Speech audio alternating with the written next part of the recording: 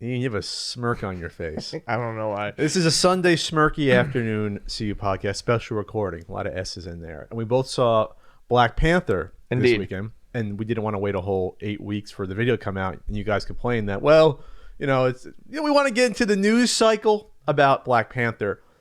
And hotly anticipated Marvel movie, probably only second to Infinity War.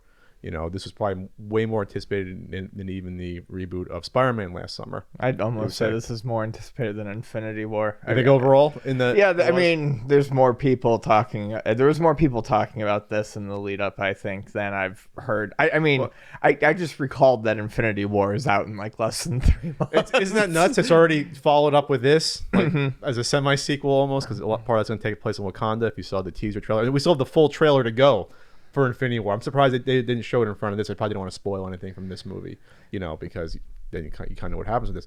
But Black Panther comes out, rave reviews amongst critics, and I'd say most audiences felt that it lived up to the hype. I tweeted that it lived up to the hype. I definitely felt like it lived up to the hype. We'll just go over the Rotten Tomatoes score. 97% of critics found it favorable. The average rating was 8.2 out of 10, which I think is very fair. I'd probably go a little bit higher, maybe like an 8.6 or so, somewhere in that neighborhood. But obviously an excellent film. The story, we'll get into it in a bit. Story is very compelling, thought-provoking, has some contemporary themes that make you think a little bit. The villain's one of the best MCU villains to date. I would say probably the best. You can argue, I would argue with Loki, but we'll get into it. But they're both up there. Yeah, Loki is really good. I just think, without derailing it too much, I do think one of the biggest problems, whether it's the DC EU or the Marvel Cinematic Universe, I think weak villains has been one of the biggest problems. They've turned it around, I think, the last couple of years. Vulture was a good villain. Michael Keaton, I think, he helped elevate that villain to something greater than even on paper. But Hela or Hela, whatever, from Thor Ragnarok, I thought was pretty good. I still need to see that one. Okay, so that was pretty good. There, Ant-Man's villain was mostly weak, but not as weak as the other ones from the past. Like, if you want to look at the weak ones, you like the stupid elves in Thor 2 were terrible. The villain in Iron Man 3 wasn't convincing. Iron Man 2 villain was underdeveloped. Yeah. So I think they've gotten slowly better. Of course, the Captain America movies have been the best because you have Red Skull was pretty good. Yes, in my opinion. You had Winter Soldier and Hydra being good, and then in the third one, it's the villains are the heroes. So, they actually have Baron Zemo, who I thought was a great villain in Civil War. I thought it was a very interesting and bold direction not to have a superpowered villain that actually he ended up basically winning. I just felt like this Ultron was a little weak. Ultron was weak. I felt like this was the most 3D villain though, and the most sympathetic. So overall thoughts? I enjoyed Black Panther a lot. It's not a perfect movie. I tweet out there was some definite storytelling cliches that were littered throughout. There was plot points that were very predictable that annoyed me. But then again, I look for this stuff when I watch movies. I know what's coming. I know when they mention something, it's going to come back. Yeah, I thought the CG was very uneven. That was a problem. That's one of my biggest issues with the film, especially in the last third. There was the this is spoilers again. So like the Korean car chase, I thought was very good. The Korean everything that took place in Korea was good. It was fantastic. It's like a James Bond movie. Yeah, for the most part. You have his little sister. I love her admittance to the entire time, like they're walking through, and it's like, oh, she's cute. And at the end, she's she admits it. She says something about the spy movies that Dad used to love to watch. And I would have loved if they stayed with that motif for the whole movie, but obviously you can't. But if that was just a long Bond movie, I would have no complaints at all over that. But Shuri, real quick, Shuri was arguably my favorite character. Play Letitia Wright, and she's like a 17, 18-year-oldish. I think she's actually the half sister of Black Panther. I think there's.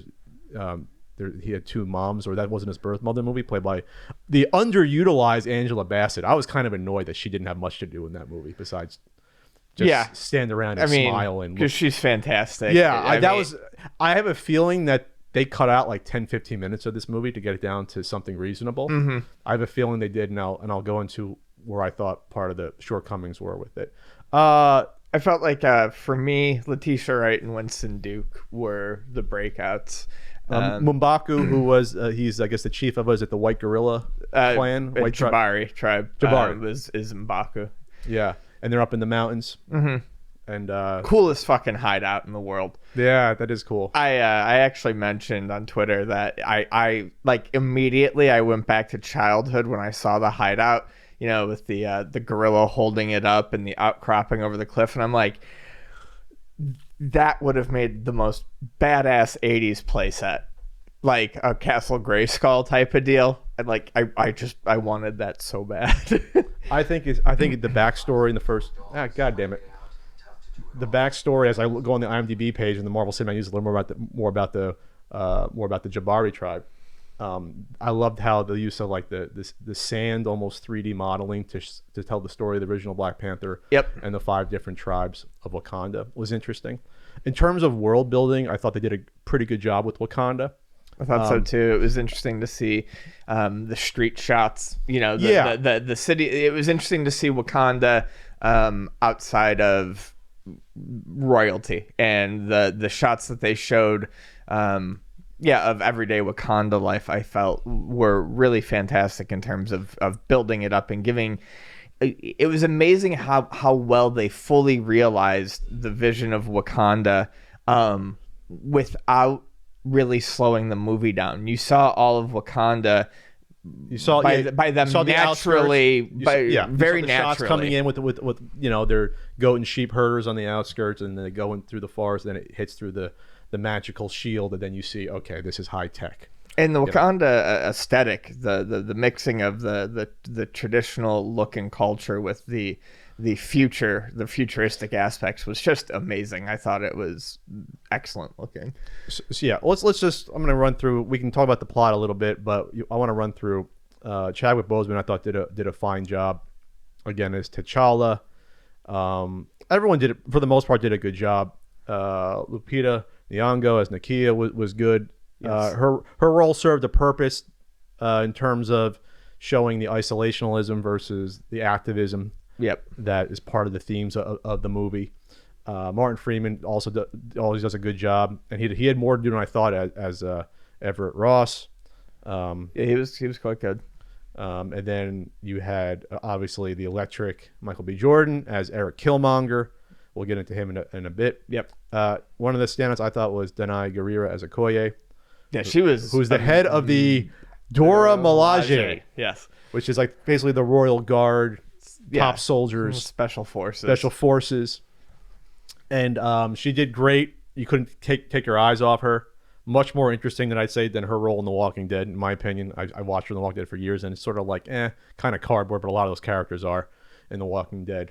But here, I thought she did a great job, and you know, and she had everyone almost had an arc. Her arc was, you know, basically loyalty to country first, no matter what, even in the threat of outside danger or clear and present danger, which was interesting because there was a moment there where you're like, oh, is she gonna flip? No, she's not gonna flip side. She's gonna stay loyal to the crown no matter what, which is interesting, you know. Well, and I mean, if we're going spoilers, her arc, you know, ends up with her, you know, realizing that, you know, she has a breaking point with that. But she really honestly didn't, though. She didn't ever go against her vow. She waited for T'Challa to come back and say, oh, he's still the king because he's not dead. And he didn't yield. That's true. They waited till the very last moment. So that was interesting. On that note, you had, to me, a more interesting arc was Wakabi, which was Daniel Kaluuya, which you know him from the huge hit already. Wow. Was that already a year ago that came out?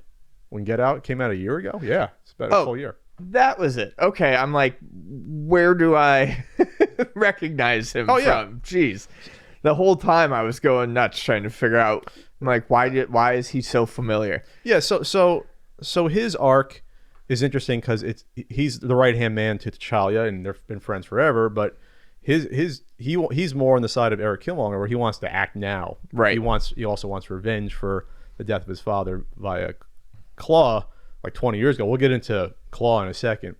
And so you have all these different characters within the inner circle, the royal family, and all have different thoughts and emotions going on, and they all are motivated by different things. And I really like that about this film, because a lot of these Marvel movies, you don't even get that a lot of times with the heroes themselves. They sort of gloss over or do very small, they don't do enough legwork to give a lot of the characters like full arcs or arcs that make sense. And this is kind of one of the I think best things I can say about this movie in terms of the structure of it is this is exactly what I thought. When you watch a movie like The Avengers, or Avengers 2, I honestly almost always feel like they end up being Captain America and Iron Man movies. A lot Mostly. of the time. I mean that's not always the case. They've had some interesting Black Widow, minor arcs and stuff like that in there, but for the most part, they really do feel like Captain America, Iron Man movies. So in those, like you said, not even the heroes really get these full arcs to develop. Almost all the main characters get their own arcs. Martin Freeman even gets one. Is Everett K. Ross. Okoye gets one. Nakia gets a small one. Obviously Chadwick and Bose and Michael B. Jordan. All these characters do, and they're given. M'Baku does. M'Baku gets an arc. Yep. And all these people get these arcs that Zuri, Forrest Whitaker does too. Yep. And I think I didn't even know he was in it when I knew, but when I saw him, I flipped out. Bloodsport. I flipped out. But I love Forrest Whitaker. Ghost Dog, Fast Times at Ridgemont High. Which is 10 minutes away from here. But all the side characters are so good that sometimes I mean you forget that T'Challa, Black Panther, is the main character. I would say one of the flaws is T'Challa. He does have an arc. It's not a huge arc. No, there's a small arc, but there's an arc there. But he's almost secondary at times to the action going around him, which is fine. But it almost seems like you could have done a movie without him at times. Right. I mean, like the actual Black Panther character doesn't do a huge amount in terms of the overall action or everything else going around him. Do all the other help and the other tribes helping out, and so that to me is a small flaw to me, is that Black Panther isn't a main focus for a chunk of the movie. Right, and I mean it's like I said, you have to kind of balance it. It's great because every character feels fleshed out and fully realized, but at the same point in time, it's odd that and it's not Chadwick Boseman's fault. He plays the character very well. He plays what's written for him. But it's just the movie was so rich with character development that it really does feel like he almost takes a back seat. It's almost the closest parallel I would say would be maybe when you talk about the first Captain America movie. Once he becomes Captain America, he's just going through the motions and rescuing guys and trying to fight the Red Skull. But at that point, he really doesn't have an arc. Captain America in that movie, he's already changed from thin, skinny Steve Rogers. So I would say the closest thing to that is Black Panther. Once he's there doing he's just trying to get back into power. There's not else that's going on there for the most part. Yeah, he's struggling with the isolationism versus the activism that his ex-girlfriend Nakia wants him to pursue, but that's really it. But he learns that also from the villain, which we'll get into. Real quick before we get into the main villain, Andy Serkis was phenomenal in his limited role. Yes. They have to put this guy in real movies, not just motion capture. Yeah. As great as he was in the Planet of the Apes movies, which he's fantastic. Sure. If you saw, I saw 1.5 out of the 3 of those. I saw like half of the second one and all of the third one, and he's phenomenal. Like it's almost a shame that he's gone like 45 minutes into the movie. Yeah. Just about. Because it's like, wow, you can just watch him on. He's almost playing the Joker, but a better version of a Joker that we've seen. It's sad because he was in Civil War as well, and he was in Age of Ultron. Age of Ultron. Yeah. And sad to see him go because he was he was a great villain. Great villain, and it was the side of colonialism in the movie because he's South African. He had a great South African accent. I've only known a couple of South Africans in my life, and that was on point. It's a very hard accent to pull off because it's a mix of British and all other stuff thrown in there at the same time. And he was fantastic. So let's talk about, I guess, everyone's standout and favorite is Michael B. Jordan as Eric Killmonger. This was not the first movie I've seen him in. I actually saw Creed, which was done by the the same director. This is the first movie I've seen him in. I wanted to see Creed, and I never got around to it. Okay, so in Creed, like in this movie, Michael B. Jordan. What's good about his performance is you have the anger always just bubbling under the surface, and you can see it's palatable, and not a lot of actors can pull it off like reasonably well, where it's barely contained the whole time. Oh yeah, he looks like he's about to simmer over the entire movie. You see it. So the backstory is this. It's funny, you didn't know that. I mean, I can't think today. Forrest Whitaker was in it. I didn't know that Sterling Brown was in this movie. Oh. Until I saw him there, I was like, "Oh shit!" Well, this was one of the best movies I've seen in a while. One of the things that I greatly contribute to the fact to how much I enjoyed this movie was I barely even remember the teaser trailer for this. We never covered the trailers on this show. Teaser trailer, not a huge amount happens in it. Yeah, and you see like the car flip in South Korea, and that's like the highlight of it. So I barely remember that. We never covered the other two trailers because it wasn't timely enough.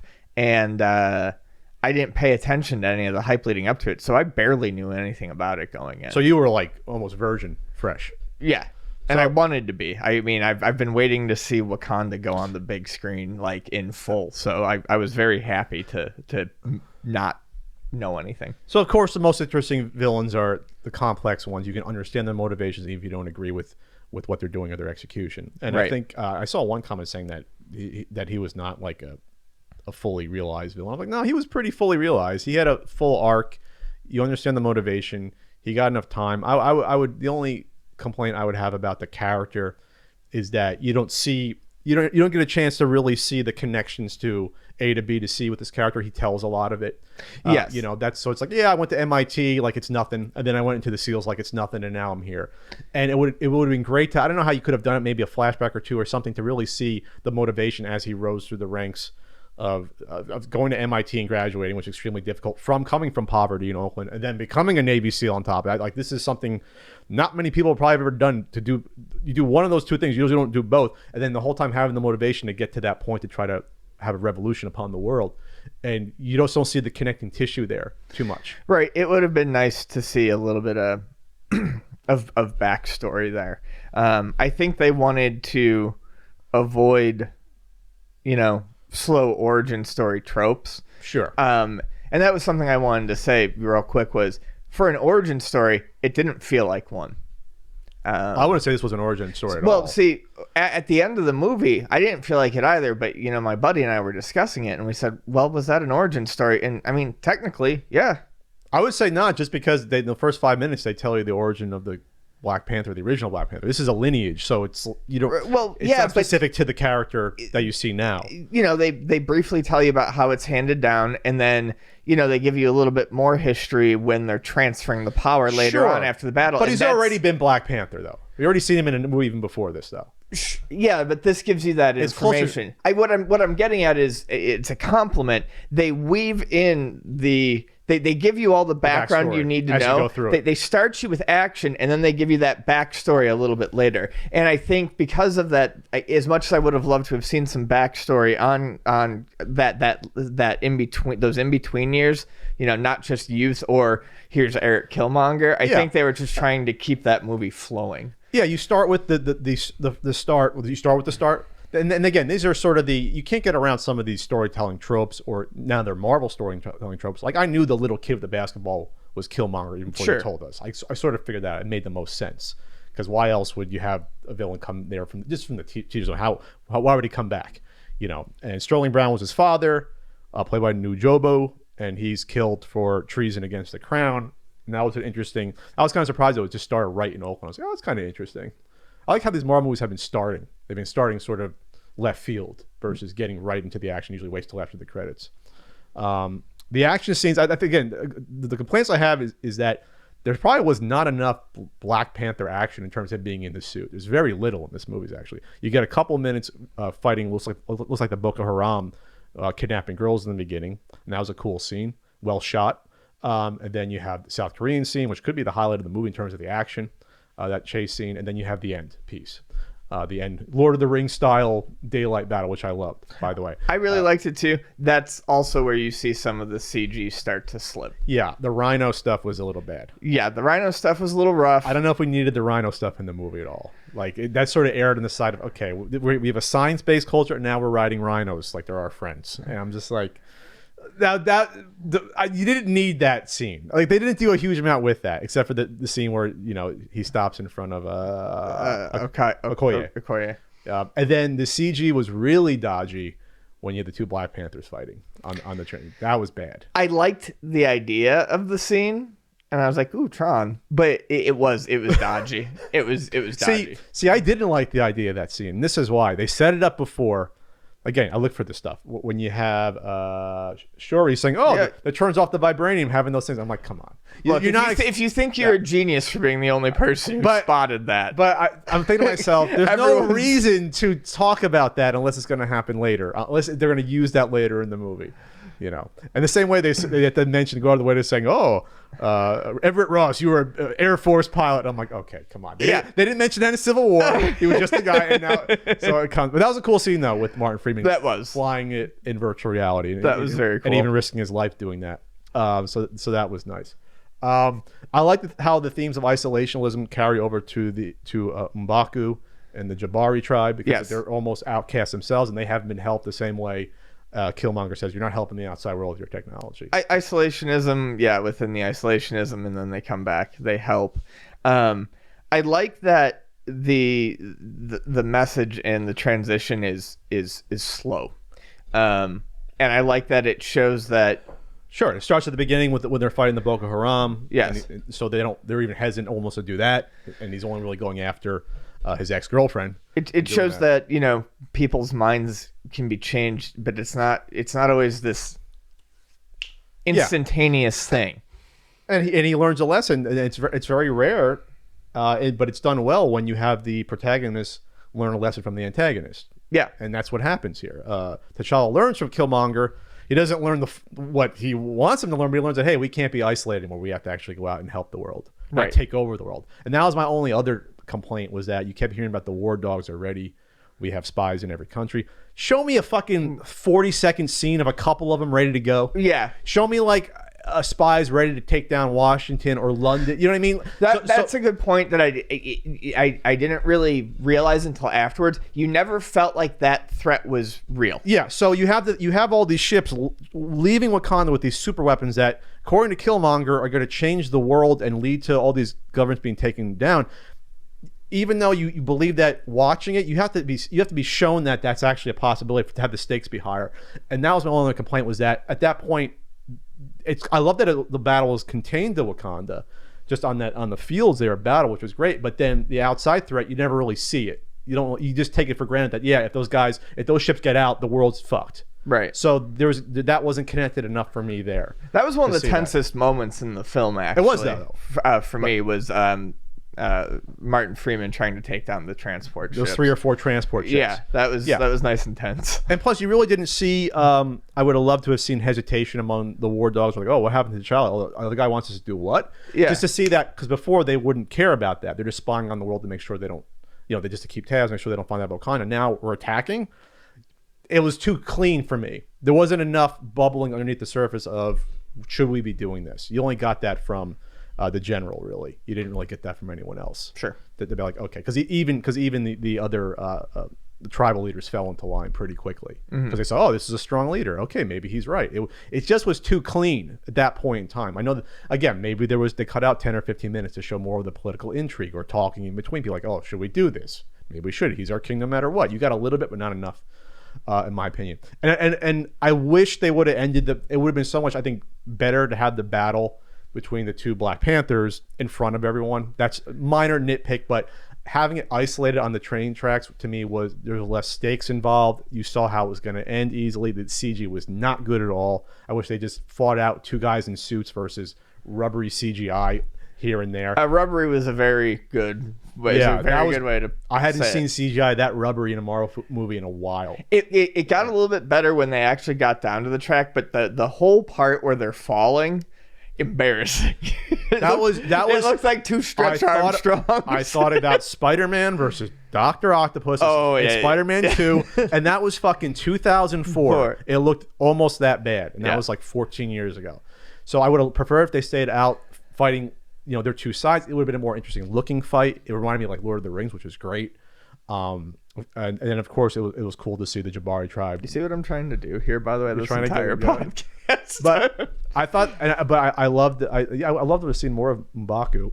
I think everyone would have, because he was just sitting there. He was funny. There was some humor there with his character. But overall though, it's not a perfect movie. But in terms of what it did, you want to say, we can talk about the importance culturally of a movie like this. But yeah, it was very well done for a Marvel movie. They're keeping it fresh movie after movie because they're different. There's different stuff going on in these movies. I do want to say a little bit about it culturally. I think a lot of the issues that it covered are timely and good. And I'm not just talking, racially. The message of outreach was fantastic. The social injustice. The social injustice. Killmonger says it straight out. Yeah. The messages of social injustice and things needing to be done. The juxtaposition of the people who are on the edge of their seats and they don't want to sit around and wait anymore, versus the people who don't want to do anything, and then finding that middle ground of the people who want to use nonviolent action, to end up reaching out, that middle ground. I've seen people compare it to Martin Luther King versus Malcolm X, and I'm not going to discuss much on that, but I will. That's a big comparison. I've seen that. I think it's a little too facile a comparison. Yes, I do too. You definitely see Malcolm X and Killmonger. You don't really see Martin Luther King Jr. that much, I think, in T'Challa. Yeah, I see why people want to make the comparison. Yeah, you have a revolutionary character by any means necessary, more so than a guy who said, "Okay, let's step back." I get it. But T'Challa moves towards, you can say, some like an activism role, like maybe MLK at the end, where it's like, okay, this is the way to do it. Because again, you have a lot of people on Twitter and social media, applauding, "Oh, Killmonger, he's my real king of Wakanda." It's like, yeah, the guy was pretty fucking ruthless and cold-blooded. He shoots his girlfriend in the head. Yeah, shoots his girlfriend in the head, burns down, your crops. Like, yeah, he's got a lot going on. He's messed up even with outside of this. Yeah, and that's the thing. Like, right, he has an interesting message, and he makes good points that I see, and those are points that get T'Challa thinking. But yeah, let's not forget he does a bunch of fucked up shit. And he also is, but he's also fueled by revenge as well for his dead father. Yes. So all that's going on in his head. The guy's a psychopath. But he's still interesting. Yeah, he's very interesting. And then going back, once again, I wanted to say I thought it was they handled some family issues very well.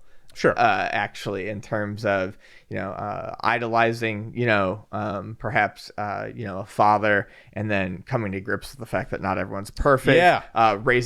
Growing up with a single parent, growing up with no parent. Sure. The interrelation, the broken bonds between cousins and things like that. I mean, they covered. And that is the thing, like, even though they glossed over certain things, or even though certain things were explained awfully fast, they packed a lot in. They packed so much into the movie, and a lot of the great stuff that they packed in was handled very well. And still, at the end of the day, I felt like the movie tied up enough loose ends and explained enough that I still felt like, as a package, I'd put the movie at a 9. That's where I'd put it. I would go probably 8.5 versus 9, but I'm in that ballpark as well. In my opinion, I still think Winter Soldier overall is the best out of all these movies. I left there saying I'd have to sit down and watch both of them again. But really in terms of MCU, this is definitely top 5 out of what do they do, like 18 movies so far? It's definitely top 5. Yeah, without question. It's top 2, and it could be top 3 for me. I'd really have to compare. For me, it'd be just the top 5 in no particular order. You have Winter Soldier, you have Black Panther, First Guardians of the Galaxy, let's see what else we got here. Not Ant-Man, first Iron Man, and then a 5th one I'll have to come back to on that. But that would be probably my 4 of the top 5 right there. for me, I think, you know, I think this transcends, as much as I love Winter Soldier, I think this transcends superhero movie almost better than Winter Soldier does. Sure, they both operate as another movie entirely, which is why I love both of them. And it's because both have interesting messages. I think this one though appeals to. I think the messages in this one though can appeal to a much larger audience because, like I said, it's not all political. Like I said, a lot of it is familial as well. Yes, you know, a lot of it is. It doesn't go overboard in jabbing things down your throat, like political message down your throat and social messages. They're just there. Yeah, they exist there. It's really, this isn't a hate whitey movie. It's not. It's not an SJW movie. Well, I mean, it's all about social. There was a colonizer joke on Ross's expense, which I was like, it was cute. I was like, all right. I thought it was funny. And I was like, the U.S. was the only fucking country not colonizing Africa, but all right. But if the most part, that stuff was lighthearted when it came to it. Yeah. And it basically, what I'm getting at is, you know, for all these people who are terrified that it's, you know, a social justice movie or a kill whitey movie, it's not. All of its fucking messages are presented really maturely, and it's not ham-fisted. Yeah, I mean, you had the moment when Claw is Claw. It's weird. They present Claw as being racist, but not racist against all blacks, more against the Africans, which I thought was interesting because he's from South Africa and they had apartheid. Because he thought, oh, you're American. Because when Killmonger reveals himself to be Wakandan, then he's like, fuck. Yeah. Because he thought he was just an American and not, he called them savages. You know, I thought that was interesting. But they didn't explore that. They didn't have a chance to with Claw, but Claw was a psychopath too anyway. Yeah. You know, so he didn't know he was thinking straight. Ever. He just saw a right to the technology, which again was themes of the colonialism. He saw the rights to the resources of Wakanda, Claw. So there's stuff going on there too, but they didn't beat you over the head with it. The last thing I would want to touch on is just kind of just a little bit of, because like I said, I didn't pay attention to all the hype really leading up. I mean, well, I did. I knew there was hype, and I felt like it lived up to the hype, but I didn't pay attention to a lot of like the festivals and stuff like that were going on for it. Yeah. What I do want to quickly just talk about was going to the theater on Friday, technically opening day. I didn't do like Thursday night or anything like that. Mm-hmm. And taking in what an event the movie was. This movie was when did you see it? Friday night? Friday night. Okay. It was a Star Wars level event, this movie. In terms of the amount of people I saw in that theater, just from the energy, people dressing up. Yeah, the energy, people dressing up. Any people have costumes. Yeah, there was costumes, and it felt. I mean, the energy was like a Star Wars movie launch night. But the thing that impressed me the most was there was a shitload of families, tons of families. When Vonnie, Adam, and I went, we were like one of the very few groupings of 3 adults. Now, it might have been the time we went. We saw it at 7 p.m. on a Friday night. But there was a ton of families. It didn't feel cynical, and it was like everyone left happy.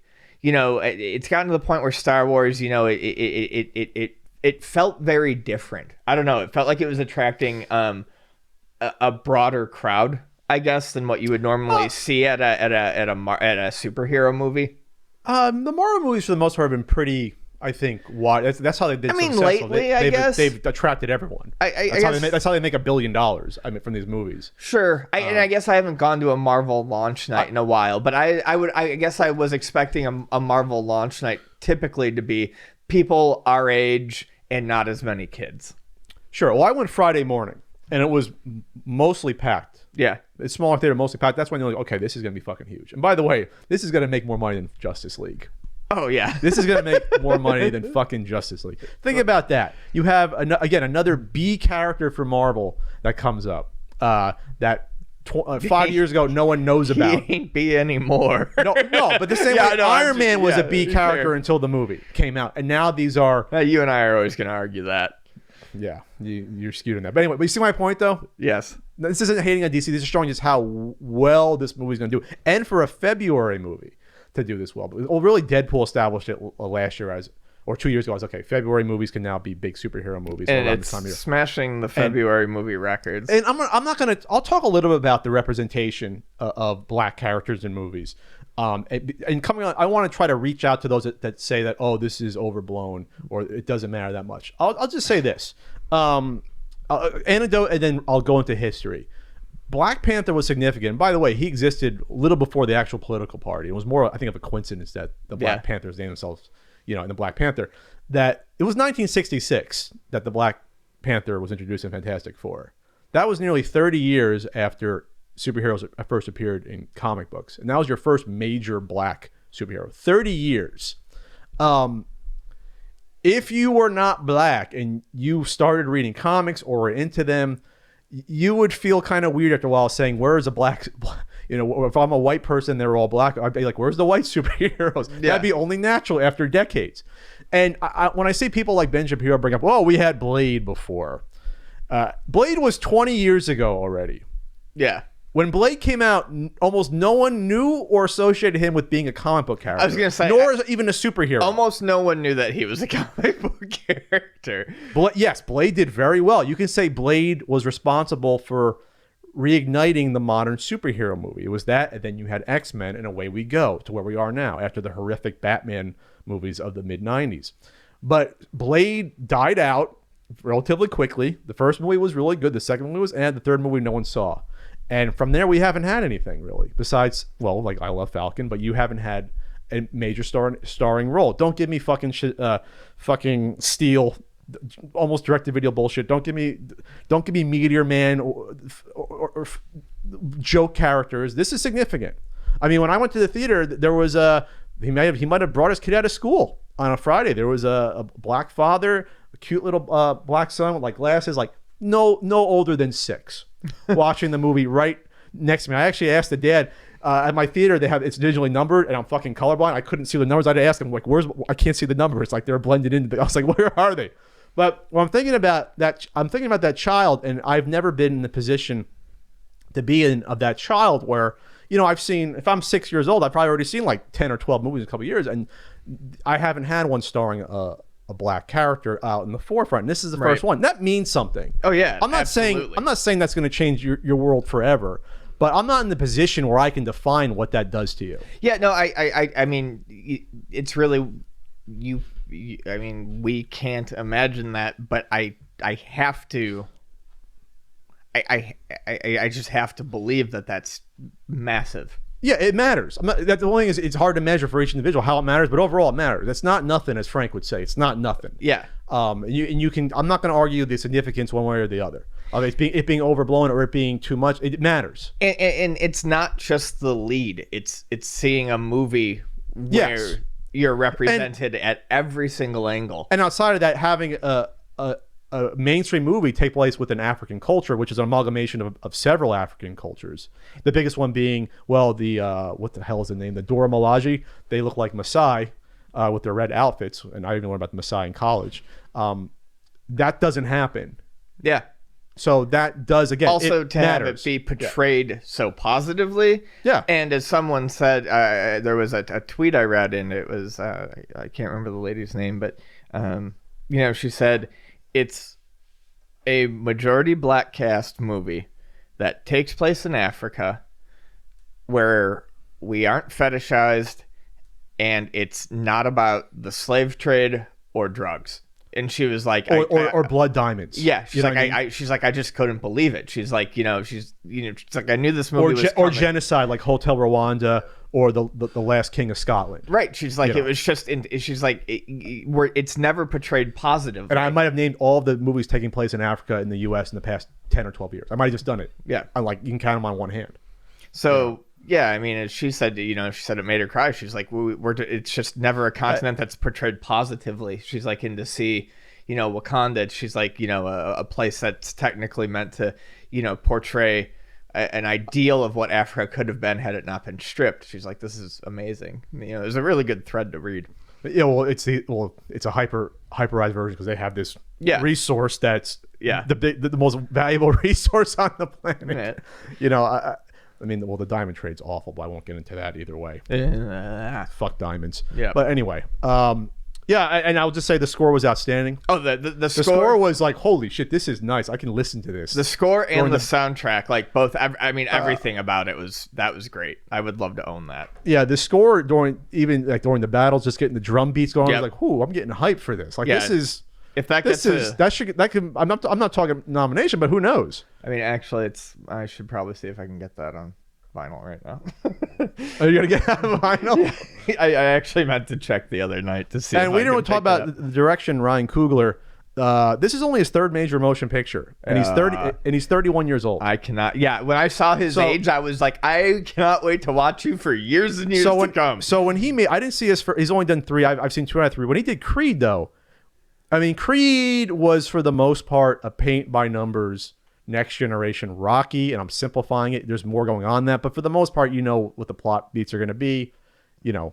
But he made that when he was like what 28, 27. Yeah. Oh yeah, this was done by Kendrick Lamar. I forgot about that. There's definitely going to be what, the score? Yeah, I can definitely pick this up on vinyl. Yeah, so I think he probably had a hand in the script. And again, and I want to leave it on this. We've been talking about this for like 30 minutes. And this is a Disney movie. This is Disney now coming in and making a movie like this. And you can say evil Disney, but they're trusting their directors to have a vision with these. $200 million they gave them. They said, make your movie. So you can say the mouse is evil, and they are taking over it, but they're, I think, at least creatively, raise their goddamn ticket prices again. Well, I think eventually movie theaters will just be Disney movies. No, I mean, I mean their park prices. Oh well, what, like a few bucks? But yeah, they just do it. But I think it's interesting that it started with the Russo brothers letting them do almost what they wanted with Civil War, and that coming out outstanding. And then Guardians of the Galaxy. Ant-Man, Edgar Wright probably scared him too much, which is interesting because that means, wow, they didn't trust Edgar Wright to do that. He probably was way out there, man. I want to go and see Ant-Man now because everyone said it was really good. You didn't see it yet? No, and a lot of my friends say it's really quite good, but I didn't want to see it in theaters because I was still so upset over the fact that I fucking love Edgar Wright, so I really wanted to see that. Lets me know that he went way over the line because when you see what they've done with the first 2 Guardians of the Galaxy movies. That's a lot of a wacky shit in there that you couldn't believe it was in a Marvel/DC movie. Yeah, so that Ant-Man was probably like, whoa, this is art house shit to the next degree. All right, so yeah, go out and see Black Panther. I mean, you got Civil War in like 2.5 months. That's Infinity War. Yeah, in 2.5 months, which is insane. And if they kill my boy Cap, I will be bawling in the theater like a little girl. I will be fucking bawling. So we'll see. But I think we got the 4th one in a year from now.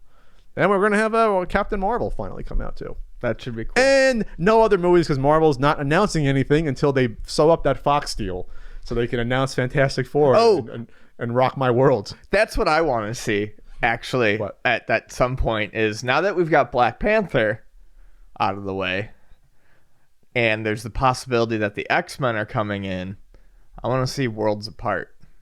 What story is that?